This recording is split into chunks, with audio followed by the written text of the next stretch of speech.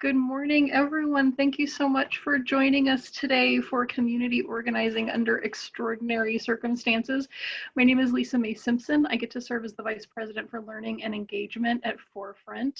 Forefront, I hope you know, is a statewide organization serving operating nonprofits, grant makers, and advisors.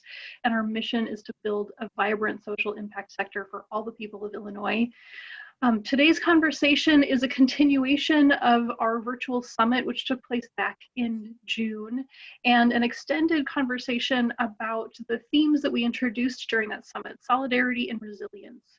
And today we're going to get to hear from 5 social impact leaders who have demonstrated an incredible amount of resilience over the past 8 months, and actually even longer. We're going to hear about their journey and learn about the lessons that they have uncovered and are applying in their work to organize in communities and to support communities and stand in solidarity with communities during this incredibly challenging and also invigorating time. So before we dig into the content today, and I'm going to turn it over to Tawa Mitchell, our esteemed moderator from the John D. and Catherine T. MacArthur Foundation in just a moment, just a couple of housekeeping notes. If you have questions for the panelists, we're going to ask you to put those in the Q&A, and you can find that if you are using the Zoom app down at the bottom of your screen. You'll see a Q&A option. You can pop your questions in there, and we will address those at the end of the conversation. So please do put those in whenever they occur to you, and we'll come back to them. If you have technical problems or would like to talk with the panelists or each other as participants or introduce yourself as a participant, please do that in the chat, which you can also find down at the bottom of your screen, but you'll see those as 2 different options. Finally, we are recording this, so you can come back and review the conversation if you'd like to. And again, thank you so much for joining us and being part of the conversation today. So with that, I'm going to turn it over to Tawa Mitchell from the MacArthur Foundation. Thanks, Tawa, for being here today. Thanks for having me. Good morning, everyone. Again, my name is Tawa Mitchell, and I have the pleasure of serving as a senior program officer at the John D. and Catherine T. MacArthur Foundation on our Chicago commitment team, where we do our grant making focused on the Chicago region.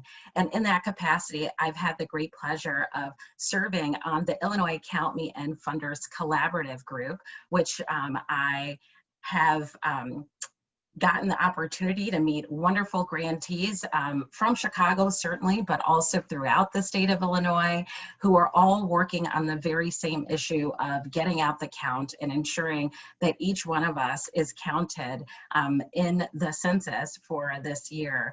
And so Yoselin is on the democracy team at Forefront, and she will tell you a little bit about our overall initiative and what we've been up to before we dive into the conversation today. So I'm going to turn it over to Yoselin, and then we will get right into it. Yoselin? Thanks, Tawa, for that introduction. Hello, everyone, and good morning. I'm Yoselin Ovalle from Forefront.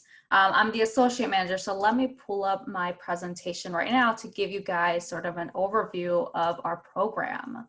So give me a second. It's a pleasure to be with all of you this morning. So I'm the associate manager of the Democracy Initiative. So I am a team of 1 of 2. So at least it just mentioned our Forefront mission. So within Forefront, we have what we call the Democracy Initiative program. And this really is around democracy issues. So we have the Census 2020 and civic engagement.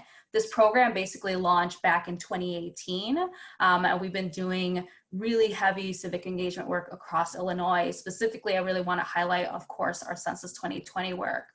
We've done a mini grant program on I'll Vote, or voter engagement, which focus on voter registration and voter education.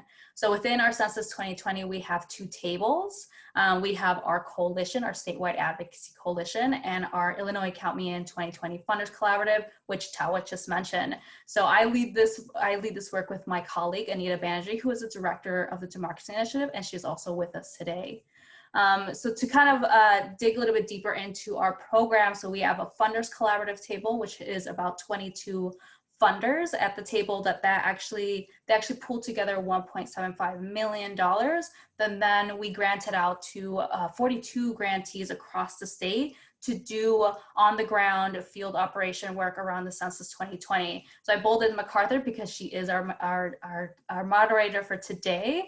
So these are all the foundations that have been a part of this work since 2018. So really grateful for their support, their continued support.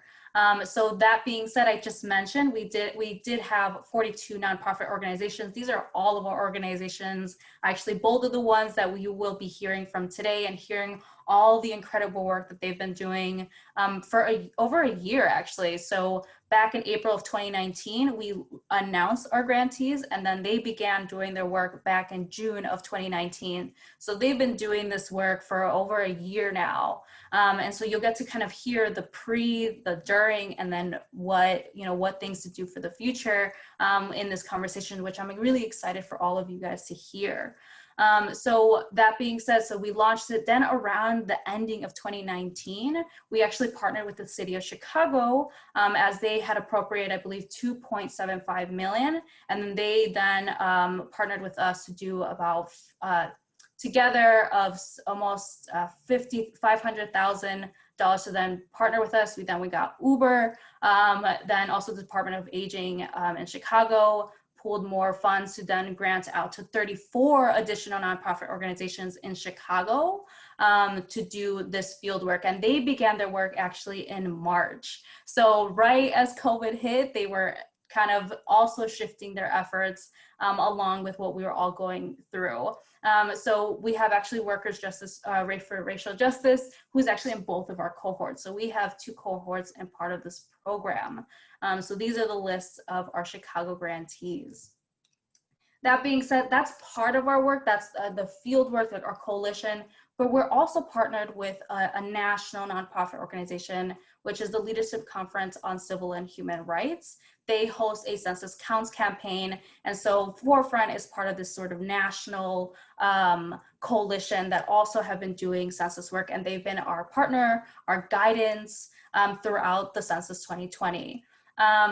So great resource, great partner of ours, great guidance. And so I just pretty much just kind of give you an overview of our statewide coalition and our funders collaborative. One of the things that I did want to mention with all of you is that with all of our partners that we've had, we've done what we now call our Census social media thunderclaps.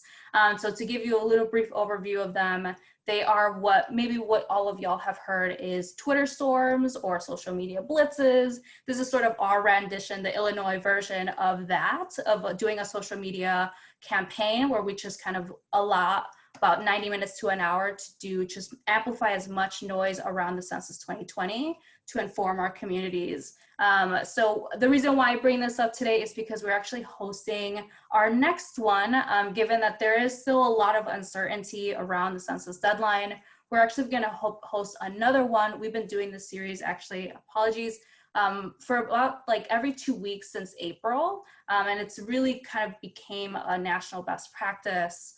And so we've been doing these because it's just a way for us to be collaborative and also to unify our voices. So the next one actually will be next Monday, October 5th, from 11 to 12. So it's just an opportunity, a simple kind of like using social media, using the hashtag #MakeILCount or hashtag #ILCountMeIn2020. If you want to be added into the distribution list, because we send out toolkits, we create them and we send them out. Please just send me an email. I'll include it in the chat box, but we'll also be providing it here after the next slide that I have. So this is the Funders Collaborative that I had mentioned.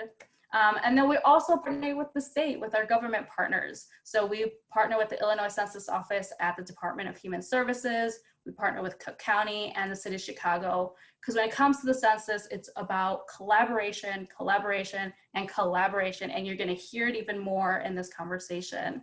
And so we've been working together with these entities, with Governor Pritzker, Cook County Board President Tony Preckwinkle, and the Mayor Lori Lightfoot's office. All of them to do this grand, massive initiative and to ensure that Illinois is counted, that Cook County, that City of Chicago are all counted. So these are sort of more information of like our partnerships with them. So I know that was a lot, but I just wanted to give you a really good overview of what has been happening in Illinois in terms of the census outreach efforts and who is all the grand players throughout this effort. So this is sort of our information. And so I'm going to pass it to Tawa because you'll hear more about what's been going on this effort.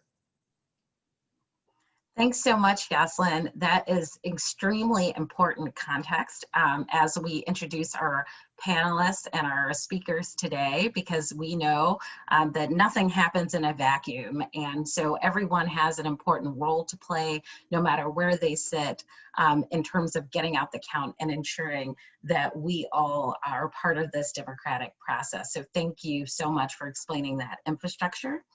And right now, what I want to do is start the conversation and open it up to our panelists, and they will introduce themselves to you by way of explaining what their organization does, what their mission is, and how census outreach plays into that and is related to it. So I think I will start with Holly. So what is your organization's mission, and how is census outreach playing out in the context of the work that you do? Thank you. Good morning, everybody. It's really an honor to be here. We appreciate the invitation. And I'm excited to highlight all the great work that our partners have done. So as explained, I'm Holly Ambule. I represent Illinois Partners for Human Service. I worked for over 2 years as a consultant on their behalf in Central Illinois. I'm the only Central Illinois-based community organizer for Illinois Partners. And so in that role, I cover McLean County and Peoria and all the little counties that kind of are in between us. So I want to first take a moment to say thank you to Forefront for coordinating this entire project. It's been a huge lift for them, and the entire state has benefited from that. So thank you. Thank you also to all the funders that helped to make this happen, because as the data show, it did make a tremendous difference, and it just was really important that this happened. So thank you, and thank you for inviting us to be a part of that work. I also want to recognize all the other grantees that aren't on this panel, because there was so much good work and there were so many good ideas shared among us during this whole time, and we could have had a 4-day forum on this. So I just want to recognize that this was a huge team effort all across the board. So for those that aren't familiar with Illinois Partners, we've been around for about 11 years. We're a statewide coalition of about 800 organizations that are located in every county and legislative district all over the state. The partners in our name refers to the human services organizations themselves. So I'm not the partner is the organizations that I represent. So they're located all over the state, and they do all kinds of work across the lifespan for all kinds of people. So we're a huge coalition, a very diverse coalition. We function as a convener for all those folks, and we advocate for the entire sector. So that's how we're different than a trade organization, where trades are focused on a specific type of service or a specific type of organization. So we try to lift everybody up and lift up all the work of all of our partners to build support for what they do among state leaders, federal leaders, business leaders, so that they understand how our partners contribute to local economies as employers, and how the work they do supports well-being in every community across the lifespan. So in doing that, we lead on issues like the state's human services budget and the impact of the minimum wage on our sector. And that's important. We want to recognize that human services organizations and nonprofits are employers too, and they're affected by those policy changes too. So in terms of the census, it was a natural fit for us, because we exist because we believe in the power of a shared voice and that every voice counts.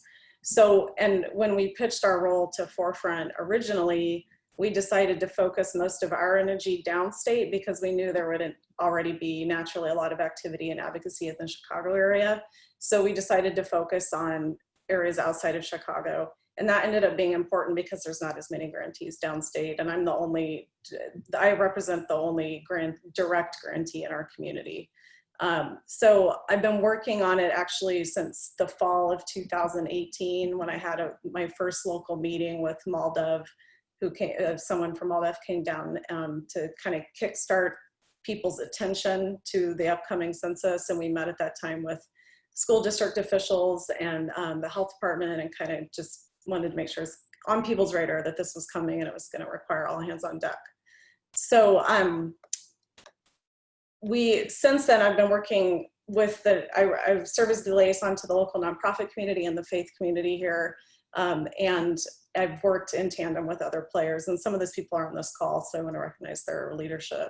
So the reason Illinois Partners wanted to be involved is because the census, the funding streams that are derived from the census are going to impact our sector for the next 10 years. So that's a paramount issue.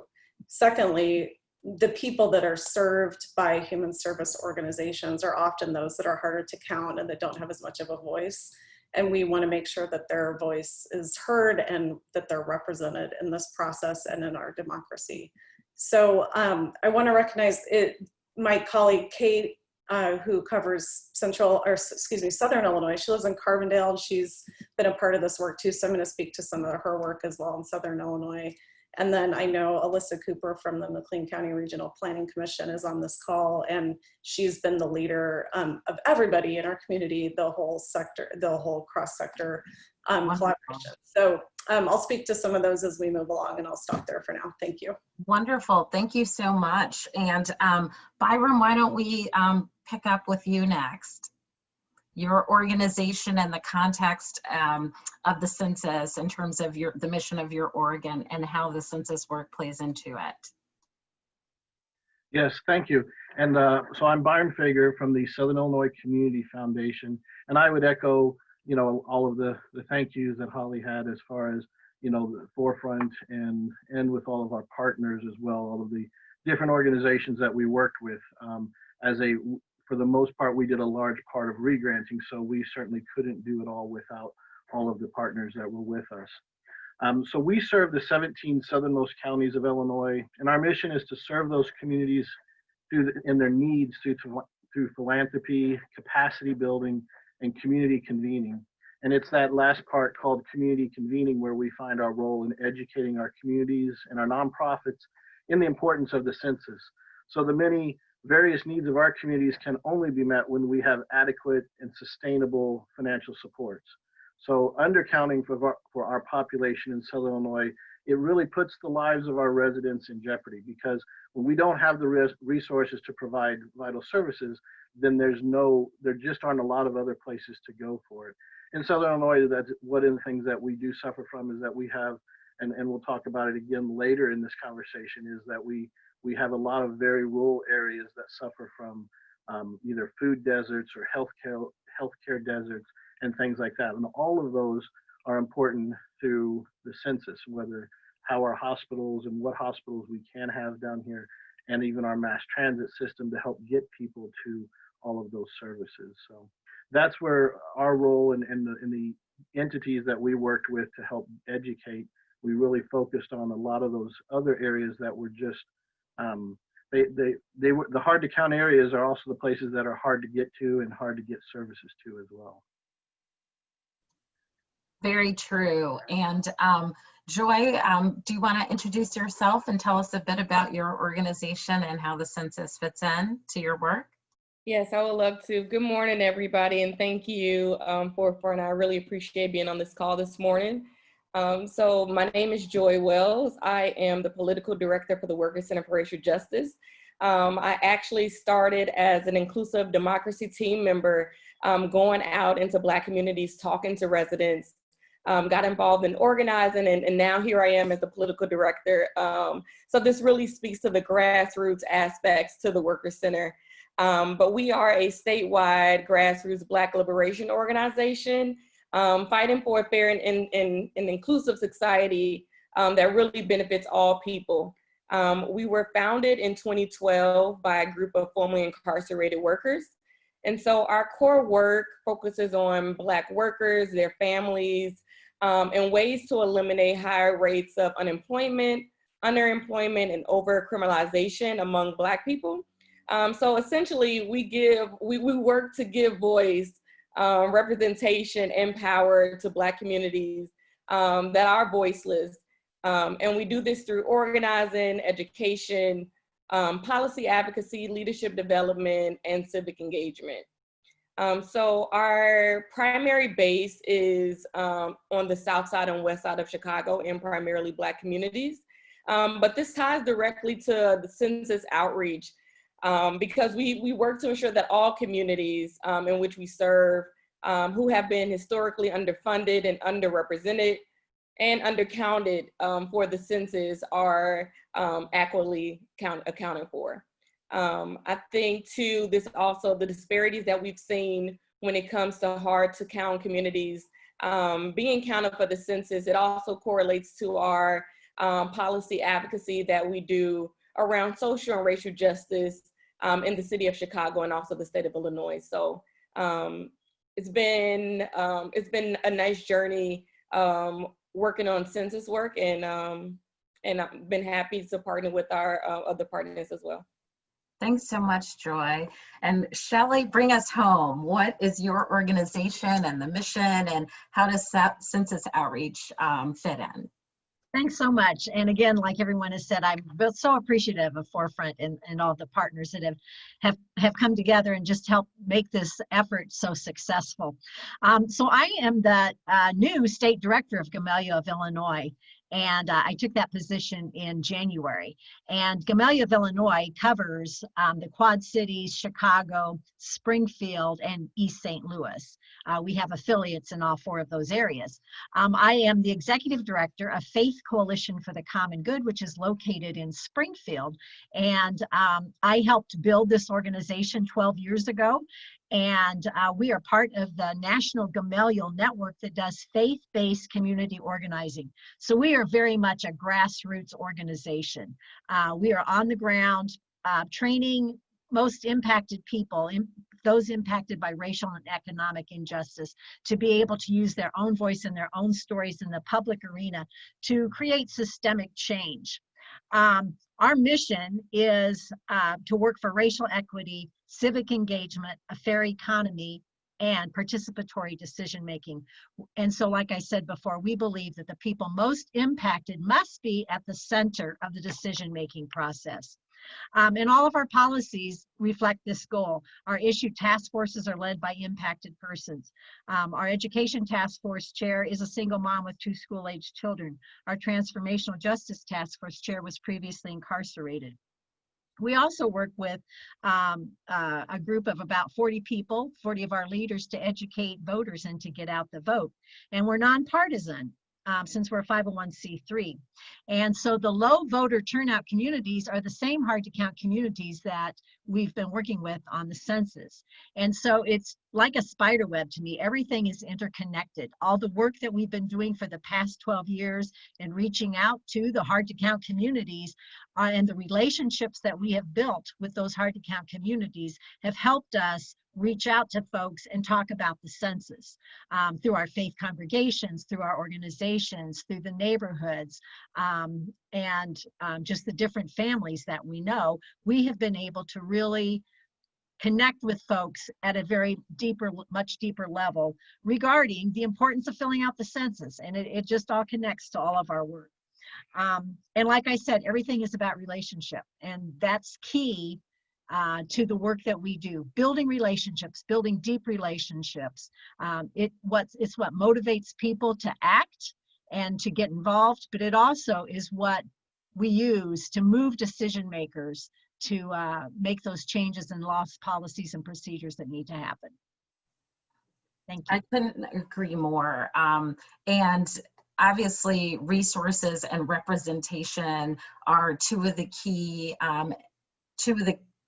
R's, and we can add, when it comes to the census, and we can add relationships to that, certainly.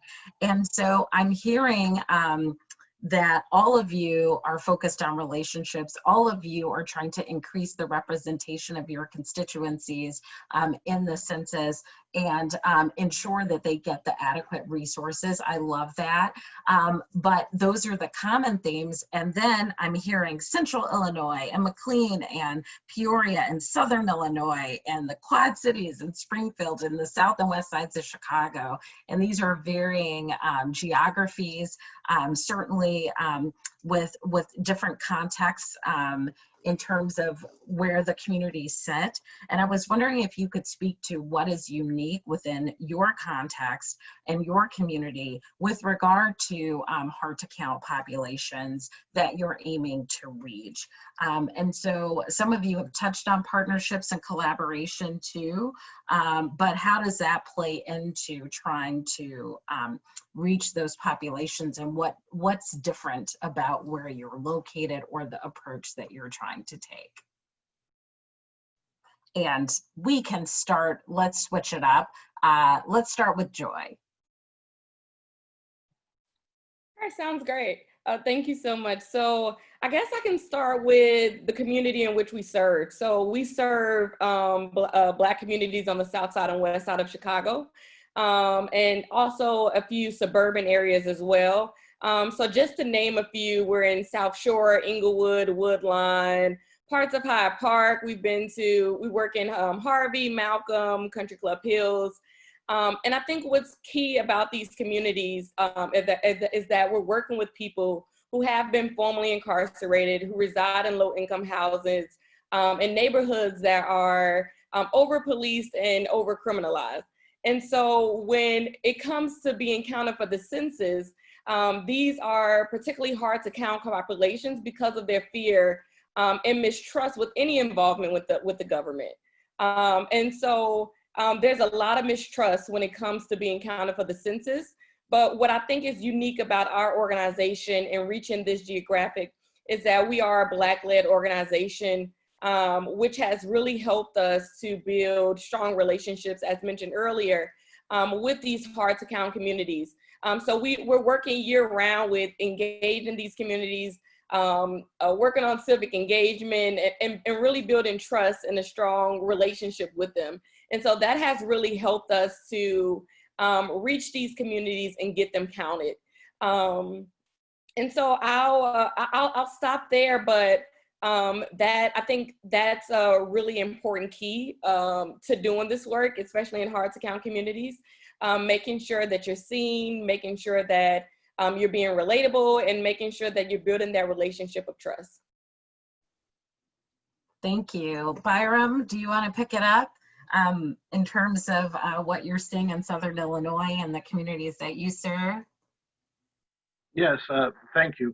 I'm going to throw a few statistics at you, not to bore you too much, but so, you know, what's unique to the Southern Illinois region is that we are similar to other parts of the state in that we have a lot of rural or very rural areas, you know, where services such as food, healthcare, and broadband are basically limited by the geography and the distance. So, and here's the statistics to bore everyone, but, you know, so our 17 counties have less than 3% of the population, but that's about 12% of the area of the state. So, you know, we have a kind of disproportionate population versus the amount of area. And so when you compare that, like if you look at the state as a whole, there's about 200 people per square mile, and we have less than 50 people per square mile. That's how spread out most of our populations are. And the reason why these numbers are important is that, you know, billboards or central meeting places are not in the everyday path of most of our population. There's not one place where everybody goes by to get information, or even one place where we can really all gather together on a regular basis. So, and even harder is that many of these communities are located in food deserts or healthcare deserts, let alone not having, you know, really good access to any type of broadband or other types of communication. So getting information to them has been a real challenge, not only for the census, but for everything that we try to do. And so it's this rural nature that makes many of our communities very self-reliant, and they count on each other for their vital needs. So when we go out to counties like Alexander, Hardin, Pope, Gallatin, or Pulaski, we found a greater success in what we call trusted voices from these communities. And in some of the most rural, it's the churches or even the high schools. So like groups like FFAs or student governments, you know, those are trusted voices that were able to deliver message of the census and the importance of the census. And what is an FFA for those not familiar, Byram? I apologize. That's No. So like Future Farmers of America. So those tend to be groups, and a lot of our very rural areas, farming is the most common denominator that we have, and that spreads everybody out as well. So what we would call a slightly more urban population area, which is a lot different than we talk about in other parts of the state.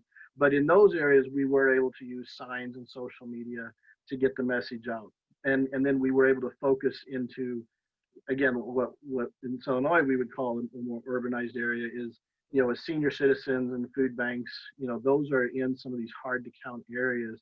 And that made it a little easier for us in those areas to do something that we thought was more traditional. And of course, we're going to talk more about then how the pandemic really kind of changed all of that. But the rural nature of a lot of our counties and the distances between, even small population, gatherings was really a challenge from what we have when we're trying to get information out to people. Super helpful. I drove to Fairbury, Illinois this weekend, and it didn't,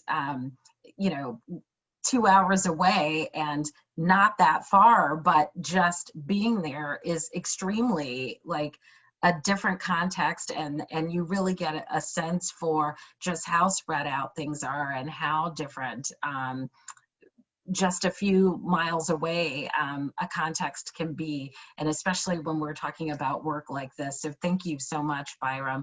Shelly, I heard some things in what Byron said that might be applicable to your context and your geography. Can you share some? Sure. Through Faith Coalition, in our census work, we worked in 4 counties in central Illinois. We worked in Cass, Morgan, Sangamon, and Macon. And each one of those counties had one larger city. So in Cass County, we worked a lot in Beardstown. Beardstown is the place where they have a meatpacking plant with lots of Latino and African immigrants. So that was the population we were trying to reach in Cass County, as well as rural poor.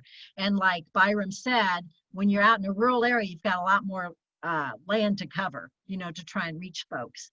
In Morgan County, the one large city is Jacksonville. Jacksonville has or had 2 colleges, one of them just closed. But in that area, there is a high population of low income, some African American, not a lot. And then again, rural poor, elderly. And so again, those are the populations we tried to reach. In Sangamon County, we have Springfield, state capital, and also in Macon County, we have Decatur. And so besides working in those rural areas in those 2 counties, we worked within those 2 major cities, trying to reach low-income persons, single moms, minorities, and elderly. And so doing our work in those different populations, and just trying to reach folks, again, like Byram said, using the trusted messengers of faith leaders, of organizational leaders, of social service leaders. That was how we were able to get the message out. And something else that we found to be very, very successful was peer-to-peer contact through phone banking and also door-to-door conversations. And so peer-to-peer was so, so important because, again, people listen to who they're in relationship with. And I think our major challenge was just the space, like Byram said, trying to get around to all those different counties. I can see how that would be difficult. And Holly, I don't know if you wanted to add anything to this question about what makes your context different and how you were trying to reach certain hard to count populations, particularly in central Illinois. Sure, and I'll be quick because some of the other folks have already covered things that apply to more rural areas. So a lot of those are consistent with central Illinois, where we're kind of like in between crowded urban dynamics that you have in Chicago, and we are physically in the middle of the state. We have a municipal core in our county with small towns and rural areas flung out in the largest geographic county in the state, McLean. So a lot of those same dynamics. I would add here uniquely, because we're very much a college town. So we have Illinois State University and Illinois Wesleyan. So when I myself live right in between those two campuses. And so what happened in March was overnight, all those kids got sent home. I shouldn't call them kids, but I feel old now. All those young adults got sent home suddenly, and that was before Census Day. So there was, massive events planned and outreach planned on campuses, and all those got turned upside down overnight. So that really stymied a lot of what we had originally planned. And we're going to talk in a bit about how we pivoted, but there was literally offices full of census swag that was geared and branded for students that suddenly there was nowhere to put it. And so just there are some practical challenges that resulted from how COVID impacted outreach in college towns. And that would be true in any college town around the US.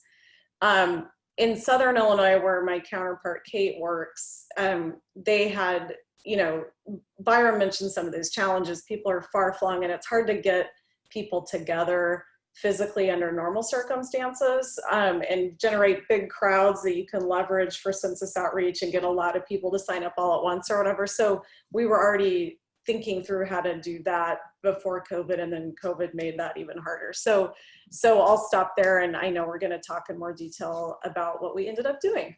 Well, let's stay there. We know in our panel prep that I like to do things a bit organically, but since we're talking about pivots, maybe Holly, you can mention a couple of other things where prior to COVID, you had strategies planned, you had outreach targeted for your specific populations, and then you did have to pivot as you described. And so maybe now is a good time to sort of share other examples of what happened in that moment, what was going well, and then what are some things that you had to sort of pivot is the word of the day, the word of 2020. What are some of the things that you had to then shift and think differently about? And we were going to talk about partnerships and how critical, I think everybody, every panelist has mentioned the partners with whom they work and the impact, but maybe you can talk about the pivots you've had to make and to what extent your partners helped you with that. You want me to start with that? Sure. Okay. So since you went there with the the okay. pre-COVID and the post-COVID, like why not stick there? Maybe we can all try the rest of the meeting not to say pivot or unprecedented. It's really challenging. The words of 2020. So I kind of naturally already had a listserv and network of over 100 human service providers in this region. So originally we had planned to basically call them to action on the census and say, our role is to energize you to go forth and do what you can do with the groups you already serve and the neighborhoods you already work in, and keep them educated and motivated and give them resources and materials for being effective on census outreach. So I was never going to do the direct citizen engagement like some of the other grantees have done. So that's part of what made our role unique. So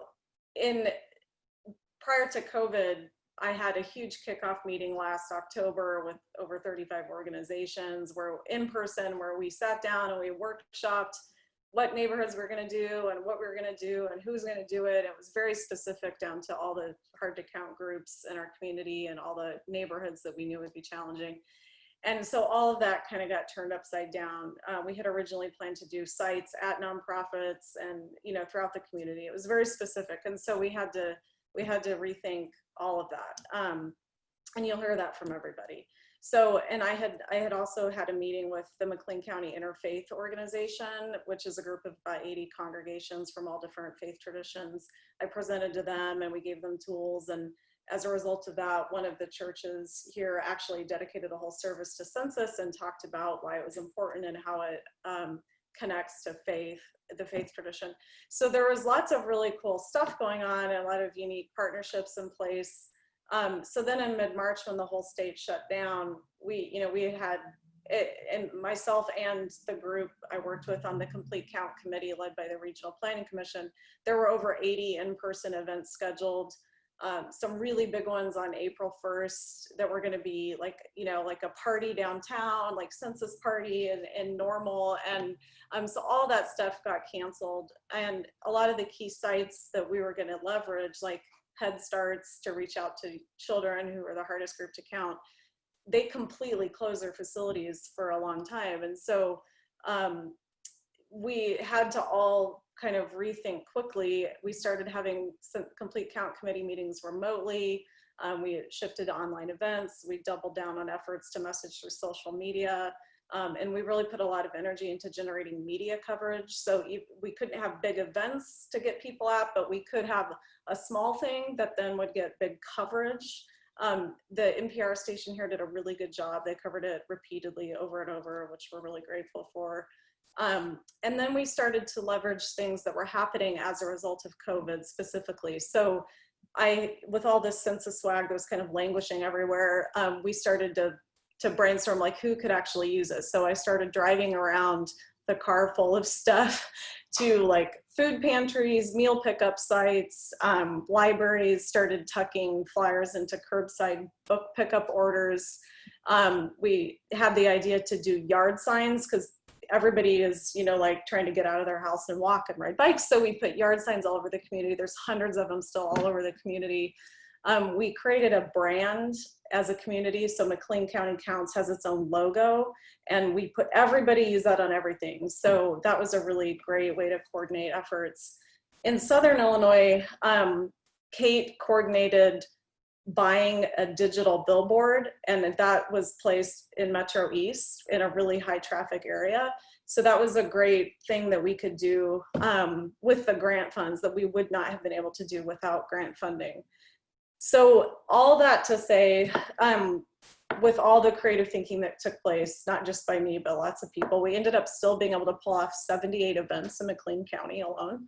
So that was no small feat. And some of the most effective ones were, I mentioned the food pantries, backpack distributions for back to school time, had flyers tucked in, piecemeal Meals on Wheels sites, used placemats to advertise the census.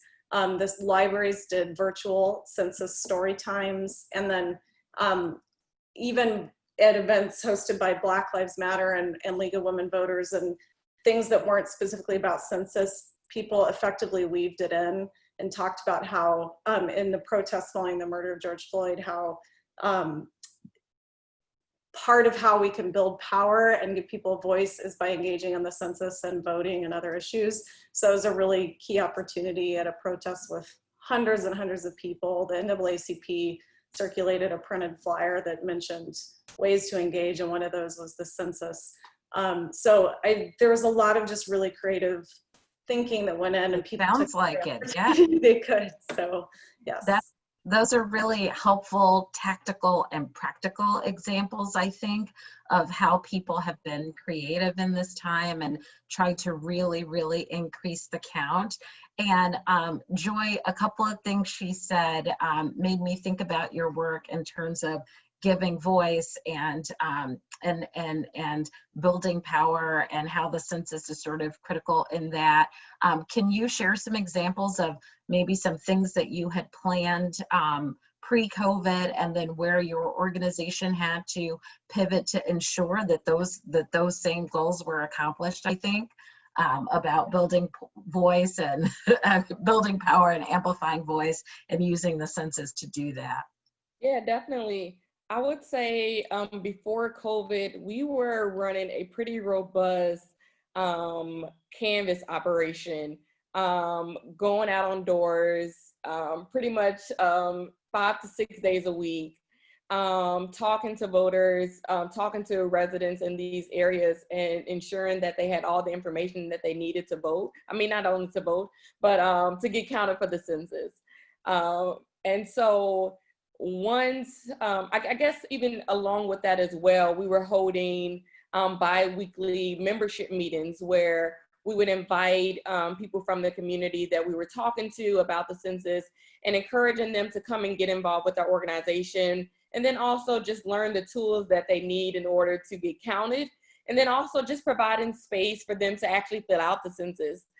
So computers and laptops, and having them physically fill it out if need be.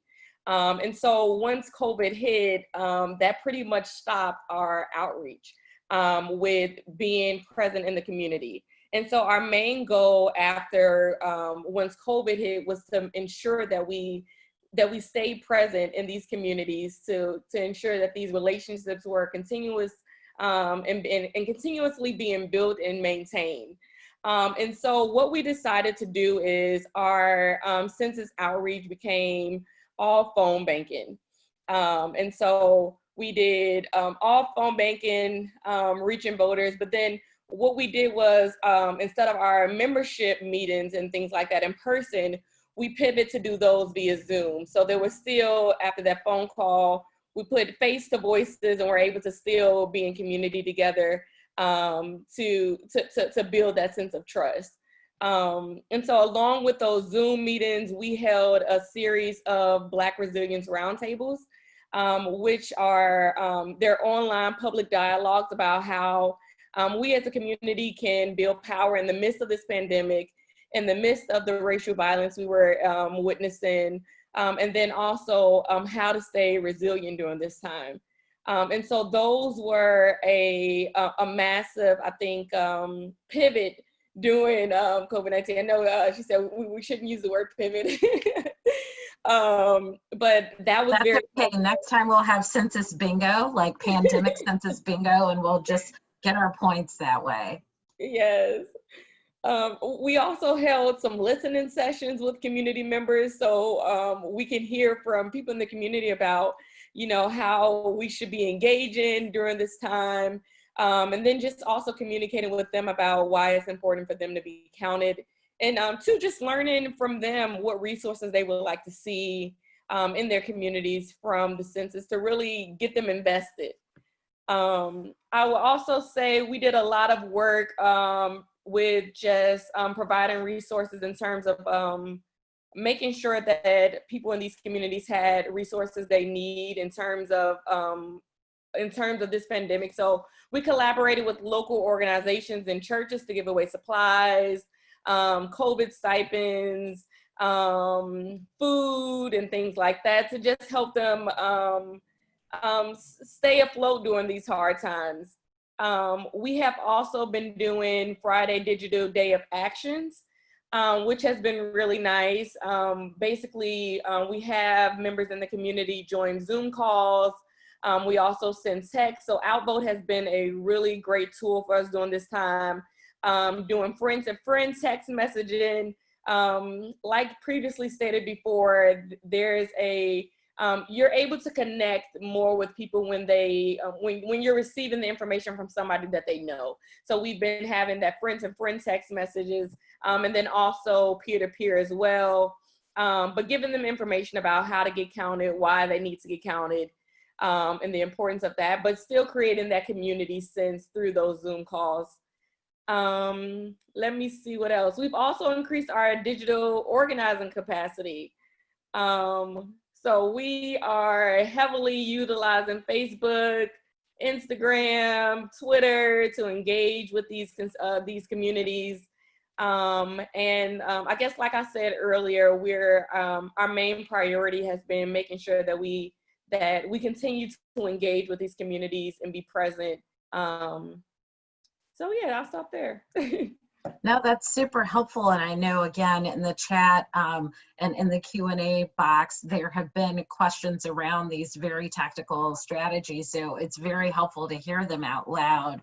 And I know, Byron, you mentioned when you think about the sort of landscape within which you work geographically, and some of the challenges for really employing a digital strategy at the time of the pandemic because of lack of broadband access or something else. But can you speak to some of the things that you were doing before COVID, and then what the strategies you've been able to employ in your community is after?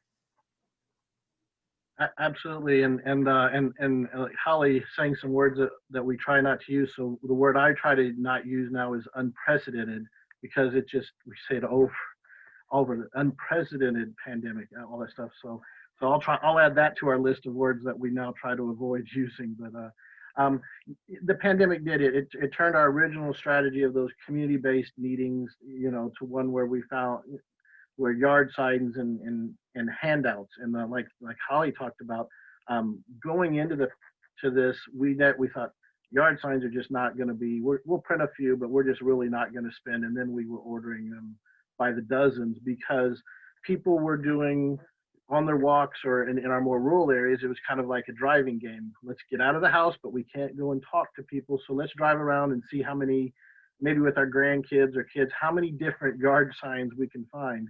And then you would stop and read them. So, and many of our families even played like a zoo game where people would put like a stuffed animal in the window of their house and you'd go around, I found 3 bears and a lion and a whatever for their grandkids. And so That's then incredible. the yard signs were yard signs all of a sudden were the thing to have because you wanted a different yard sign than what someone else could have. So you could see how many different ones you could find of community support. So, that really changed a lot of what we thought we would do. And so we really we learned a lot through that. I mean, social media still helped in a lot of areas, and probably one of the most popular ones was not even one that we did, but was when we shared the Sesame Street one where the count is counting people, and people reacted really well to that.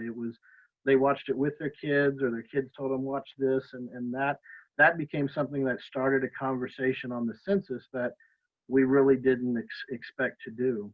And talking overall with our partnerships, with whether it was through NAACP groups or migrant worker, and even to like several churches that are focused in those communities, it really also became where we thought we were going to be doing all of this community gatherings, having ways to get people together. Now it was putting stuff at the food banks and the kitchens and things like that. One of the interesting things that we found was that our work with the senior citizen centers, they didn't want food, they needed some basic cleaning supplies and toiletries, and no one was providing grants, I shouldn't say no one, but a lot of grants were focused on give people more food and give people more, canned goods and all that.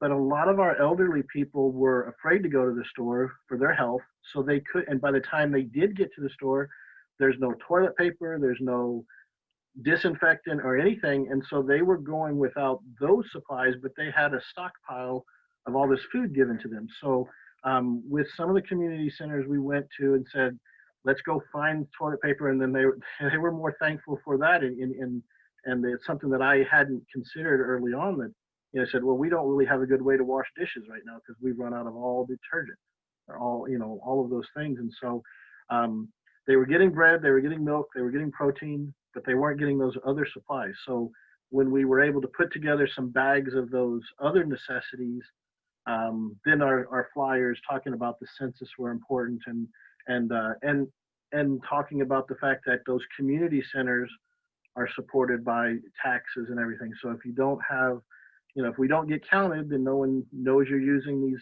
community services like this. And so that helped us get a lot of that message out. And that was just not what we had anticipated, but it all changed,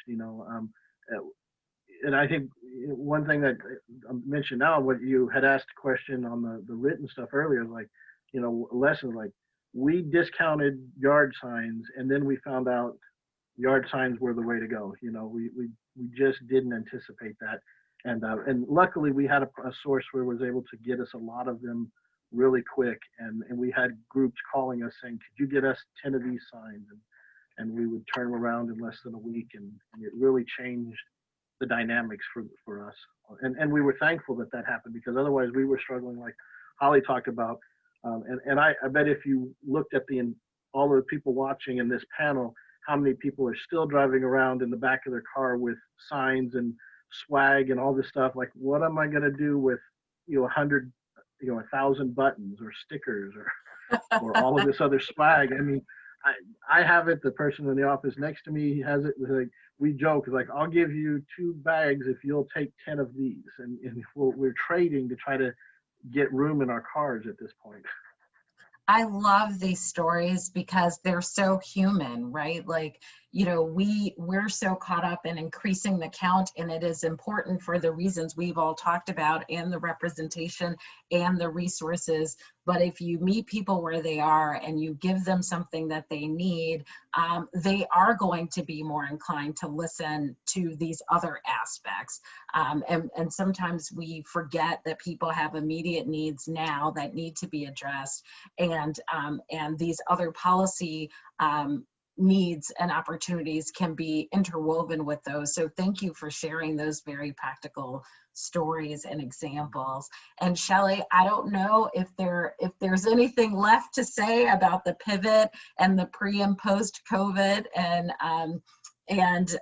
in these, I won't say unprecedented times, since I've already said pivot, but in these interesting days. How Sure. about that? Sure. Well, like everyone said, we had to change our viewpoint and our plan from public events and door-to-door canvassing, and we had to get creative. And so I mentioned earlier about the peer-to-peer phone banking. So I want to just share a story about that, because we were able to get funding also through IDHS to work on the census. We were able to pay phone bankers. And so I looked for people that we had relationship with in targeted neighborhoods. And then using the Voter Activation Network, VAN, we were able to drill down to specific census tracts with low numbers, low count numbers. And then we trained those phone bankers from the neighborhoods to how to call people in their neighborhood. And so one story was so cute because this young man named Samuel said he was calling the parents of a bunch of his friends, and he didn't, he would just say, "Hi, this is Samuel with Faith Coalition." And they were like, "Is that you, Samuel?" And so it was a really cool experience for him, but he got such great response because the people he was calling, he knew, and they knew him. So I thought that was really a positive story. Some of the other things that we did also that have not yet been mentioned, we had a virtual town hall meeting with the mayor of Springfield and the Complete Count committee chair, and we live streamed that on Facebook. So we did that early on, as soon as everything had shut down. Micro food pantries had popped up everywhere, so we went around to all those micro food pantries and put in census information and census swag, and just kind of kept going back and refilling. We did church parking lot services, when it got so that people could have church outside, we tried to be present and again, distribute information. We went to the COVID testing sites, and we had people sit there and pass out census information and swag. And the last few days we've been at the flu shot clinics. We went to a housing project and had a taco about the census, where we gave out tacos and information. And again, that had to be Who using all doesn't the- love tacos? I know That's it. great. We also went around through Jacksonville, talked, videoed the mayor, different social service agencies, the transportation, community transportation center, and then made a video with all these different people talking about the census, which we put on our Facebook, and each of them put on their Facebook pages. We went into businesses in the hard to count communities because we knew people were going to be going into those businesses, and asked them to distribute the information. We got some really good free TV coverage from the things that we were doing, as well as we got onto some talk radio shows and talked about the census. And then almost every month we had someone write an article for the State Journal Register, because the State Journal Register highlights one of our leaders about every 4 or 5 weeks. And so we had a number of articles that were put in the paper. And so that was all free advertising, and just kept raising the issue. We participated in a Labor Day parade that was a drive-through parade. And so we stood there as cars were going by and passed out the information. The other thing that we did, if you're familiar with the Hustle text app, they offered 10,000 free texts because of COVID, I think in May and June. And so again, we trained people how to do text messaging using VAN and targeting low response rate census tracts, but we were able to send out a bunch of text messages. And then the thing that, last thing that I can think of that we did just recently, we had an action. We stood in front of the county building, county courthouse, and also the state capitol around ending money bond.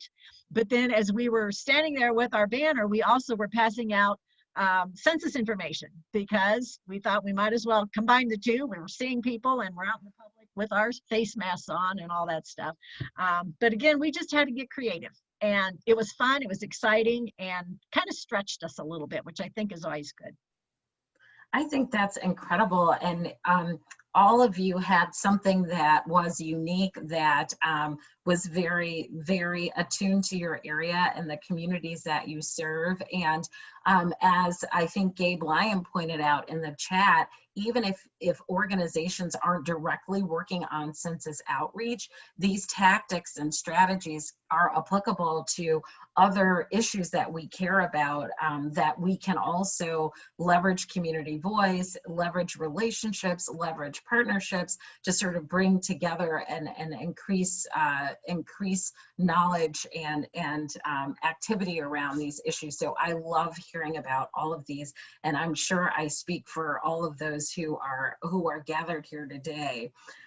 So now, as we sort of wrap up the last 13 minutes or so of our panelist conversation, I think we can move to the taster's choice part of our conversation, which is really what else we want to leave the folks that are gathered here today with, in terms of what we can learn from the efforts that you've shared with us in a broader context, or what might you do differently in the future.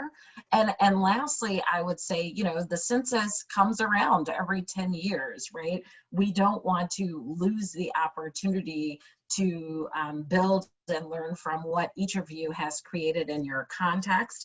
And so maybe there's some advice for 2030 that you want to leave with organizations or policymakers, or even us in philanthropy, from your experiences. So I'll allow you to pick from that menu, and maybe if we can have 3 or 4 minutes each. And Holly, why don't we start with you? Sure. So this is probably the most important part of the call, so I'm excited.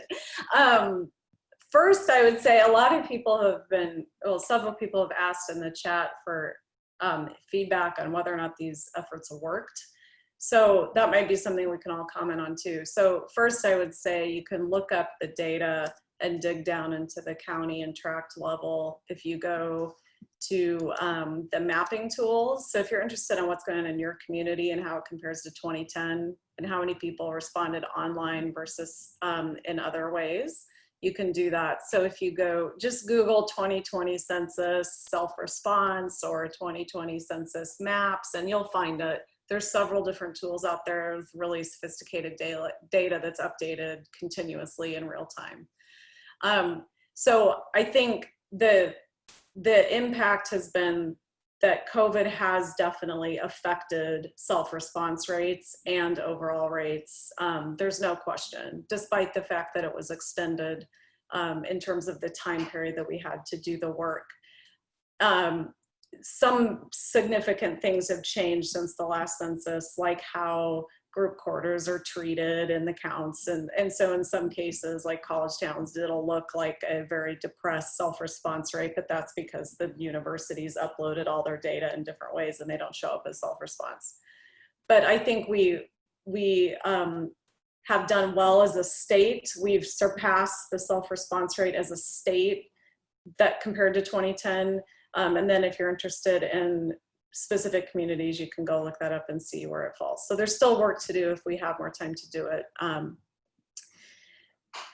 As far as what we've learned, I think that, yeah, there's quite a few things we could apply broadly and to the next census. So first, I would say working in public-private nonprofit partnerships is very key when you're trying to move the needle on any big systems issue. And there's all kinds of ways we can apply that based on what's going on in our world and our country today. So without this massive coordinated effort, with county officials, town officials, city officials, private sector people, nonprofit people, faith people. Like, this would not have been as successful. So when you really want to change your community and you really want to accomplish something together, you really have to go into cross-sector partnerships. And I think we would all attest to that and how important that was in this effort. I think there's some practical takeaways for how census outreach can be applied to other types of citizen engagement. So starting with the swag issue, I think we learned what works and what doesn't work, and what people like and what people don't like. And I think if you're going to use dollars, like precious grant dollars, to buy physical things, do the things that people won't just throw in the garbage. So in my community, what I saw was people prefer things like reusable shopping bags, chip clips, sticky notes, things like that, that they still were going to use even during COVID. People are still grocery shopping. People still need reusable bags. Other stuff like magnets, buttons, stickers probably just weren't as effective, which is why they're still languishing in Byram's office. That's super helpful. So I think that's something to keep in mind with all kinds of outreach and community organizing. Buy stuff that people want. Second, I would say people, in terms of the census form itself and what we can do better next time, I can tell you, we all have anecdotes. People noticed that there's not a biracial choice on the form, even though you're allowed to check more than one race. People notice that. People notice that there's not a Middle Eastern choice on the form, which is hard to wrap my head around, but there's not, and people notice. People notice that the gender question is binary. So I think there's some practical changes that we can make to the form at the national level that will help, and I'm sure there'll be people working on that before the next census.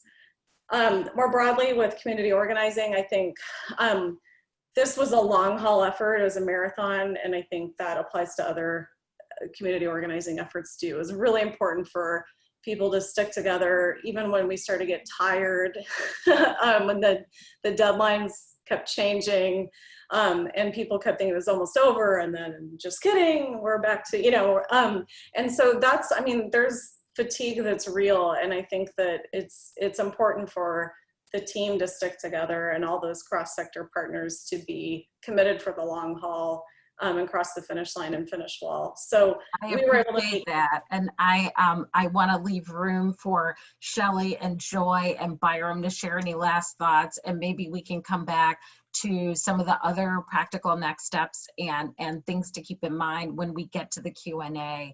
I don't know, Shelley, if you want to jump in with 2030 or other things to think about as we look ahead. Well, I just think I'll kind of concentrate on what worked well, and that we had some really nice door hangers. I don't know if you can see that.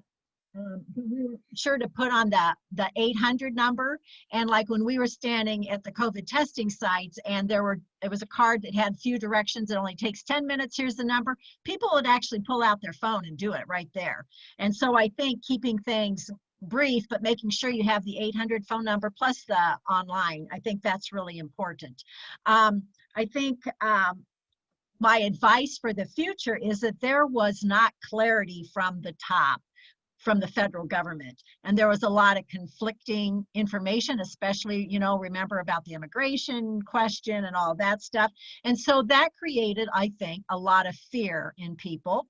And I heard a lot over and over, I don't want the government in my business, so trying to overcome that thought process in people's head. And again, the way you do that is through trusted messengers. They're the most important. We got to use our faith leaders, our school leaders, our community and organization leaders. And so I think there needs to be a better connection between federal and state communication, which hopefully in the next 10 years, that'll be in a better process and a better place. I think that's all I have. No, that's super helpful. And again, I love this taster's choice concept because people can take the policy and the practical and do what works for them. And I think there are lessons to build on now for the next 10 years. And that's something that, that each of you are helping us to articulate and amplify. Byram, what about you? Any of these things resonate with you and things you want to leave us with? No, absolutely.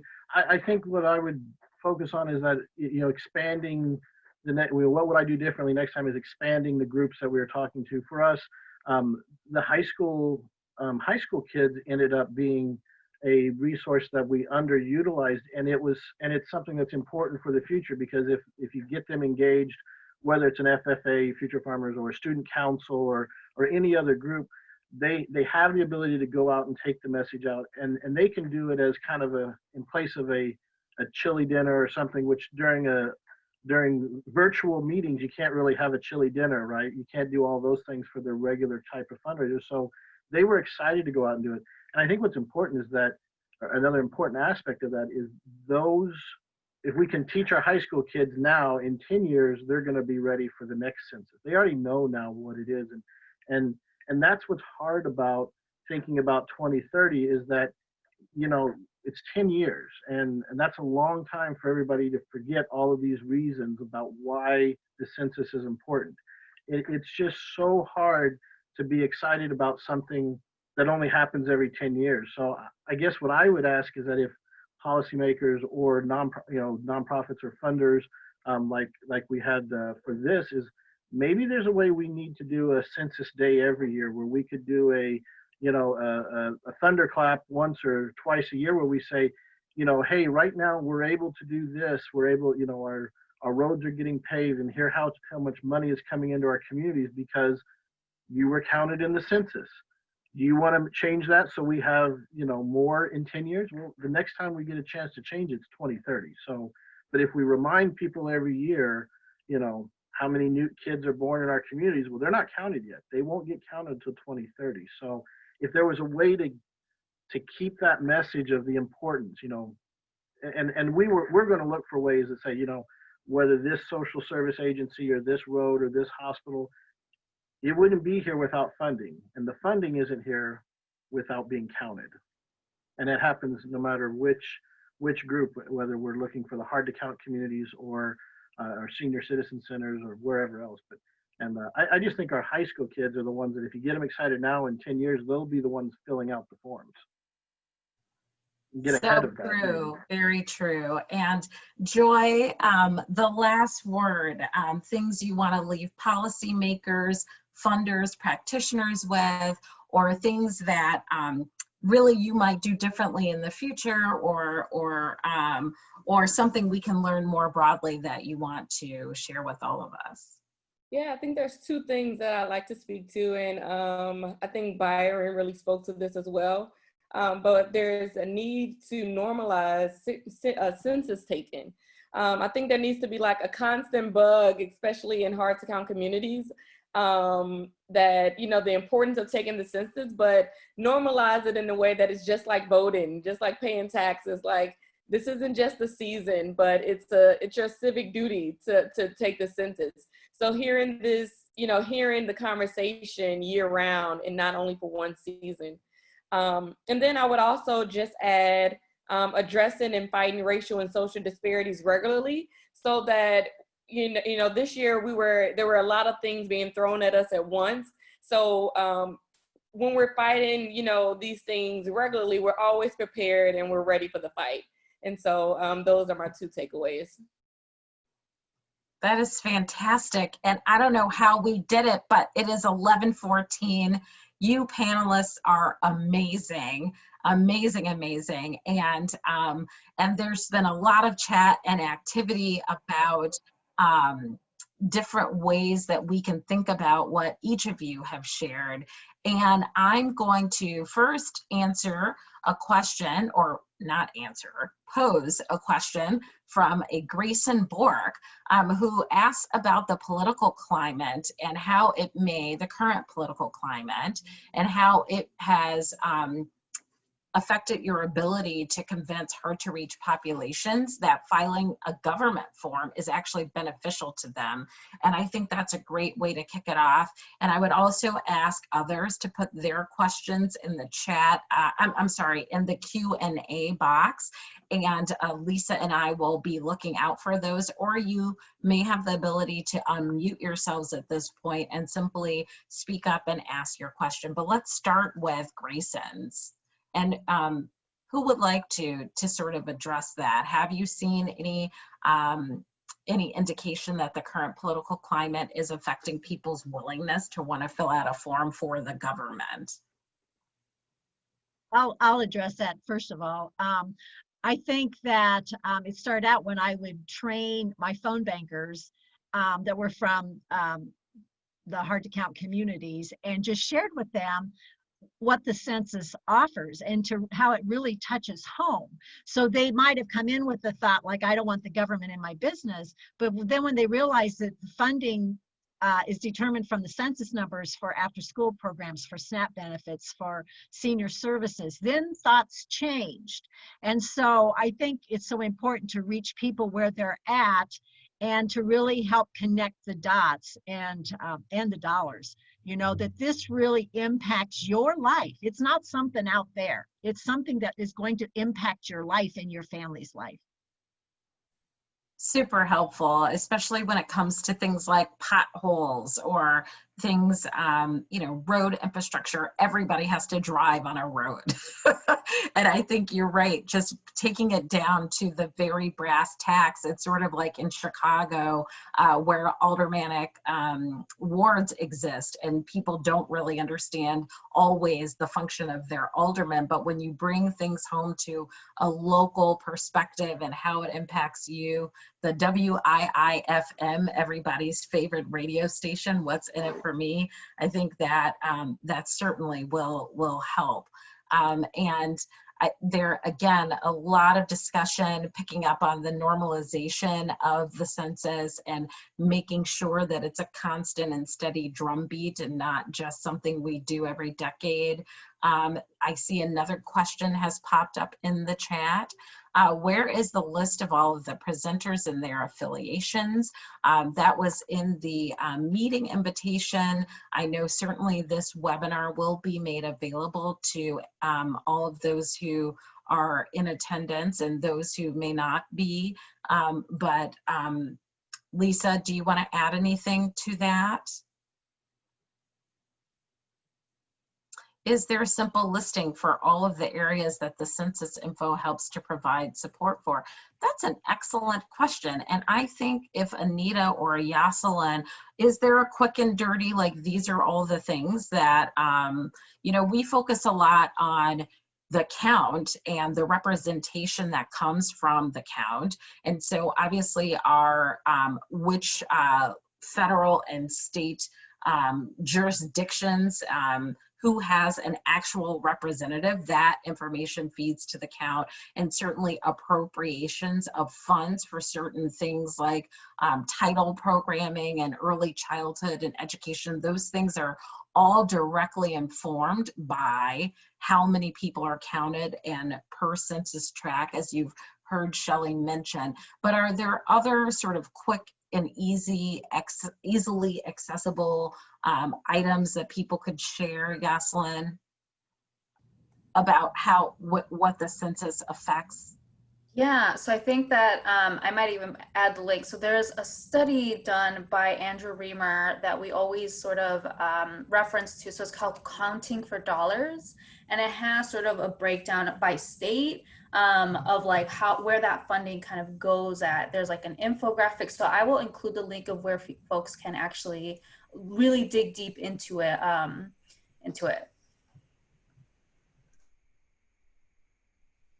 Thank you. And I know our Forefront colleagues have done a great job of answering some of the very easy and practical questions. But in the last 10 minutes, I want to go back to one that appeared before, which was really about, do you get the sense that people are filling this out? We have some links in the chat to direct you to those sort of real count response rates. But I know, like Shelley shared an anecdote of people actually, you know, taking action on the printed material in the moment. Does anyone else have examples of, like, you know, that the form is actually being counted? Holly shared feedback about what people were missing and what questions weren't there, what responses people want to give. And I think that's important in an evolving society and society where we are all different, right? And people want to see themselves represented. But any other evidence you have that people are actually completing it, and or their experience with completing the actual census form?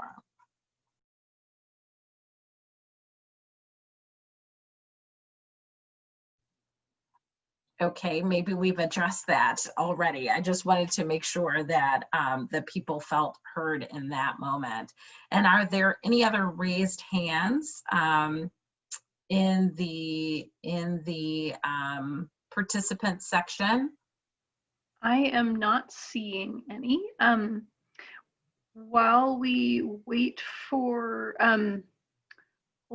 folks to formulate other questions, Yaslin, I'm wondering if you could share a little more about the thunderclaps and what kinds of results we've seen from those, if that might be helpful, just to because I know I find that data always both heartening and enlightening.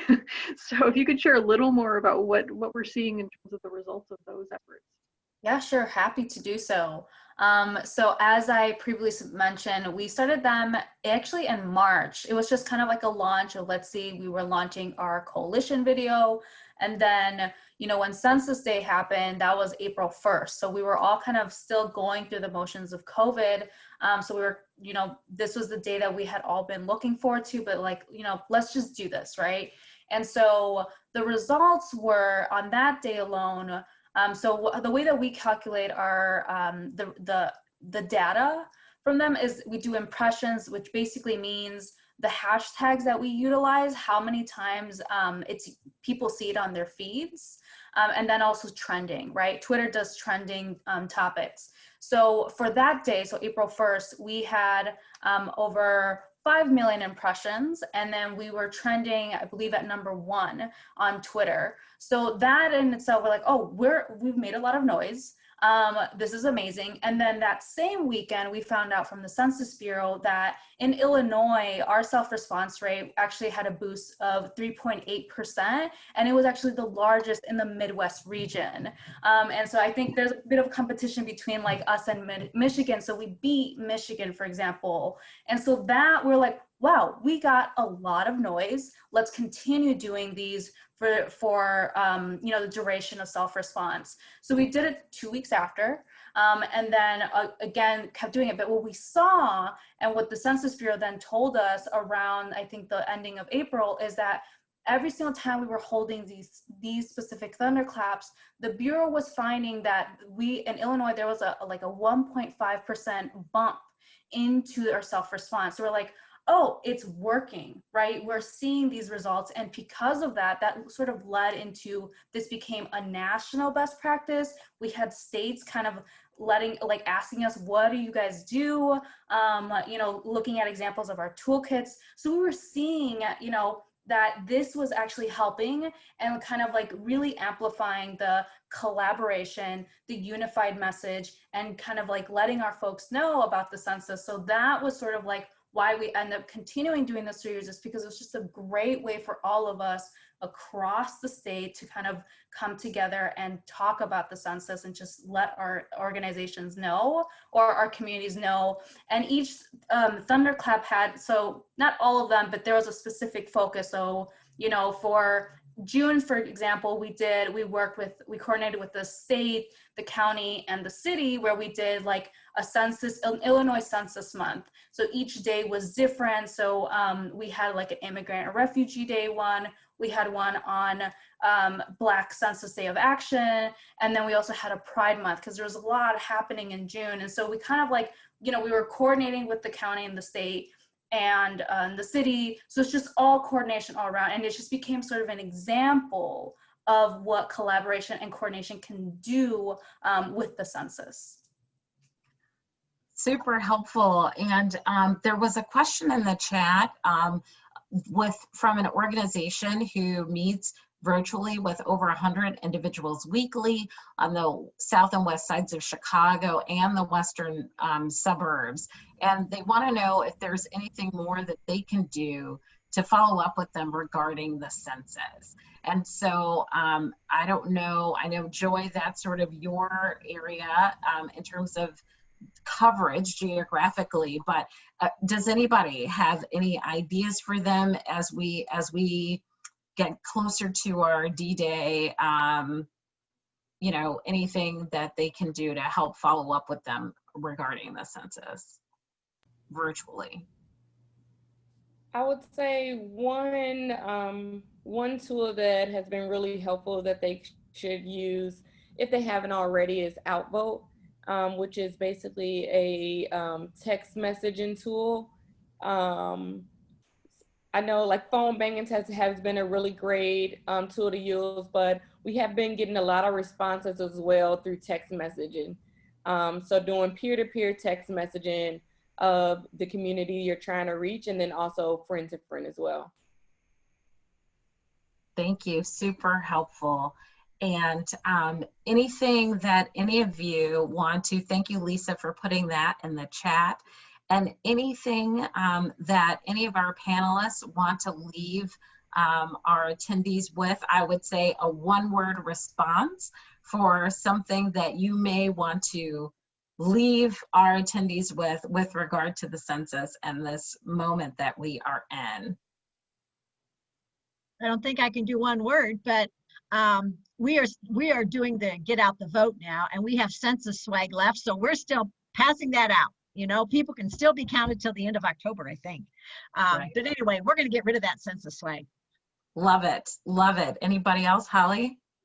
I can't do one word either, but I'd say the best way to drive up engagement in the next census and in between now and then is to specifically invest in the communities and people that typically have been disinvested in, and show them that we're willing to do that and that they matter. Love it. Byram? Yeah, and I would, I came into this thinking, how do we not forget about the census for 9 years? And so I love the term Joy kind of has brought, normalize the census, normalize the census. So maybe that's 3 words. I love it. And Joy? I would say keep fighting and stay relatable. Love it. So grateful on behalf of Forefront, certainly the John D. and Catherine T. MacArthur Foundation, the Illinois Count Me In Collaborative. Each and every one of you matter so much, and we're so grateful for the work that you're doing to mobilize your residents and your constituencies to be counted. It's as important now as it ever will be, and so we just thank you for your time and attention and participation today, and thank you for everything. Greatly appreciated. Have a wonderful, wonderful day. And please check out the links in the chat, and we will share this webinar with all of you. Have a wonderful day.